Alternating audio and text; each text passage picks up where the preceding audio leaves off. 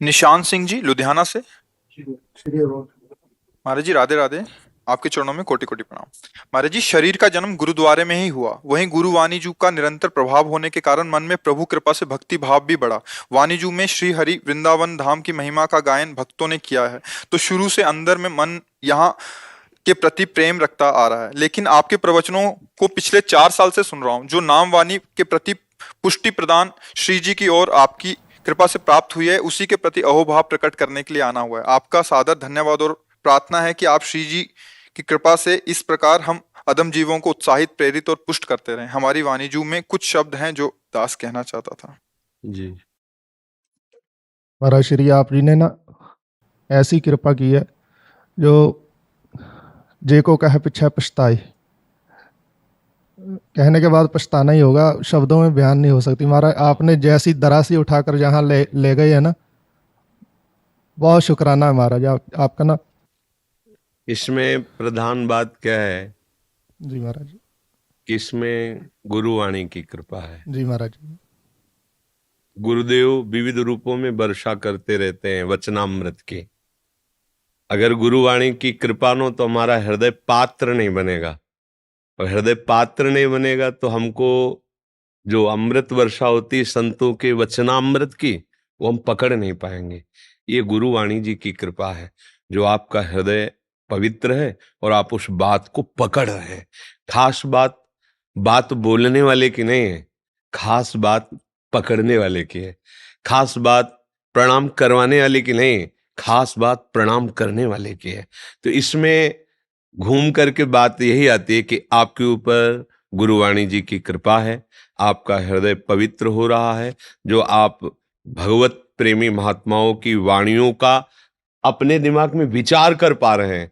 नहीं तो मायाकृत मलिन बुद्धि शास्त्र या संतों की वाणी पर विचार ही नहीं कर पाती है, तभी वो कुछ का कुछ समझ करके और अशत मार्ग का वो अनुगमन करने लगता है, इंद्रियां विषयों के भोग में लग जाती हैं। अहो भाग्य है, धन्य भाग्य है आपके, जो आप वाणी जी के अनुसार चलते हैं। इस कलयुग में ये जो वाणी है, ग्रंथ साहब है ना, ये मूर्तिमान मोक्ष है, मूर्तिमान प्रेम है, मूर्तिमान सदगुरु हैं। सदगुरु कभी अंतर ध्यान नहीं होते, वो अपनी वाणी में विराजमान रहते हैं।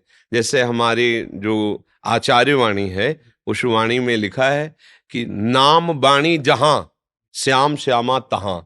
अगर गुरु प्रदत्त नाम चल रहा है और वाणी जी का आप गायन करते हो तो वहीं भगवान विराजमान है। जहां वाणी जी का गायन हो रहा है, जहां नाम कीर्तन चल रहा है, नाम जप चल रहा है, वाणी जी का कीर्तन, वहीं प्रभु विराजमान है। शास्त्रों में भी कहा गया है, मद भक्ता यत्र गायंती तत्ति तिष्ठामि नारदहा।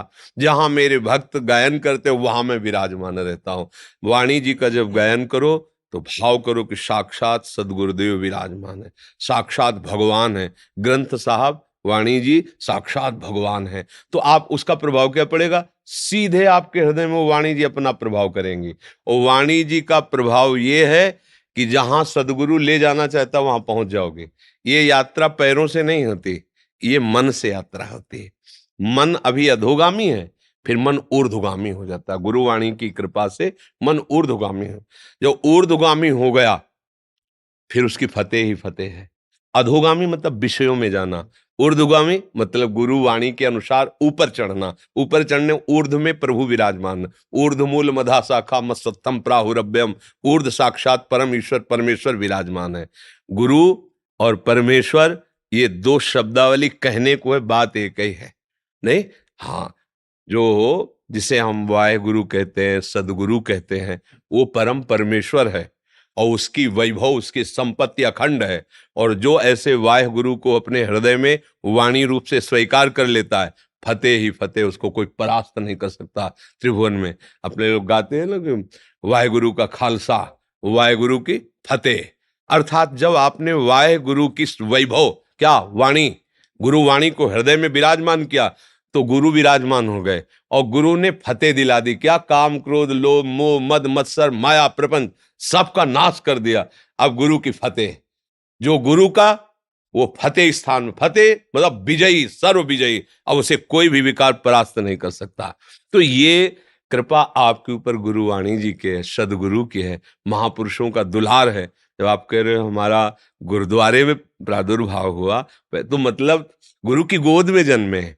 अब बस गुरु के समीप पहुंच जाओ, अब कहीं इधर उधर हमारा जीवन न जाए और हम गुरु की गोद में पहुंच जाएं, हम गुरु की सेवा में पहुंच जाएं, यही खास बात है जीवन का लाभ।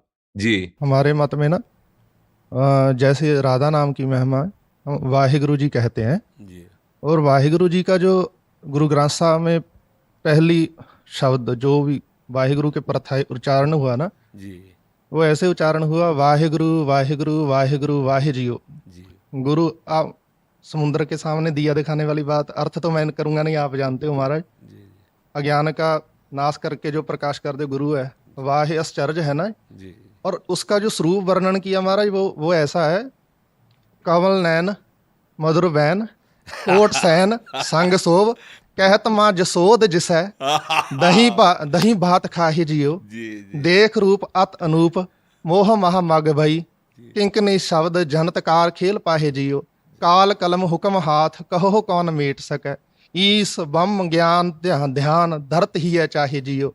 सत्य साच श्री निवास आद पुरख सदा तू ही वाहिगुरु वाहिगुरु वाहिगुरु वाहि जियो। ये है महाराज वाहिगुरु नाम का जो स्वरूप है महाराज, जी जी जो उच्चारण हुआ। बहुत सुंदर। और बहुत कबीर साहब का महाराज वचन आता है, जी मैंने आपके प्रसंग में ना एक बार सुना था, मेरे मन में संशय हो गया था महाराज। जी जी आपने कोई प्रसंग सुनाया था कि किसी महात्मा ने कबीर साहब के प्रति संशय कर लिया था कि वो निराकार के उपासक हैं शायद, जी जी तो उनकी अंदर की वो वहीं रुक गए थे, है ना। जी जी तो कबीर साहब का आशीर्वाद प्राप्त होने के बाद ही वो आगे बढ़े थे। जी जी पर वाणी जी में महाराज कबीर साहब ने वृंदावन की बहुत महिमा की है। जी जी वृंदावन मन हरन मनोहर कृष्ण चरावत गाँव रे जी जाका ठाकुर तू ही सारंग दर मोहि कबीरा नाऊ रे। जी जी हाँ जी। जी नामदेव जी महाराज धन्य धन्य तू माता देव की जेह ग्रह रमैया कमलापति जी दन दन बन खंड बिंद्रावना जह खिल श्री नारायणा जी जी बेन बजावे गोधन चरै नामे का स्वामी।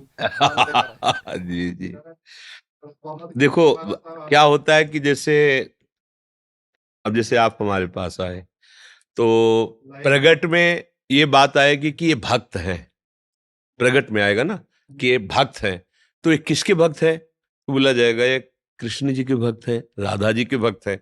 अब कोई कह दे राधा जी के भक्त है, कृष्ण जी के भक्त है, तो ये ज्ञान क्या जाने, ये ज्ञान क्या जाने, बस अपराध बन जाएगा। क्योंकि कोई भी महापुरुष जब उस सत्य तत्व में जुड़ता है तो पूर्ण है ना सत्य तत्व, तो उसे पूर्ण होता है, उसका ज्ञान पूर्ण, उसका वैराग्य पूर्ण, उसकी भक्ति पूर्ण। तो वहां बस इस बात का हो गया हरिराम व्यास जी को कि कबीरदास जी वृंदावन के नवनिवृत्त निकुंज के प्रेम को बस इतना मात्र कहने से लीला बंद हो गई।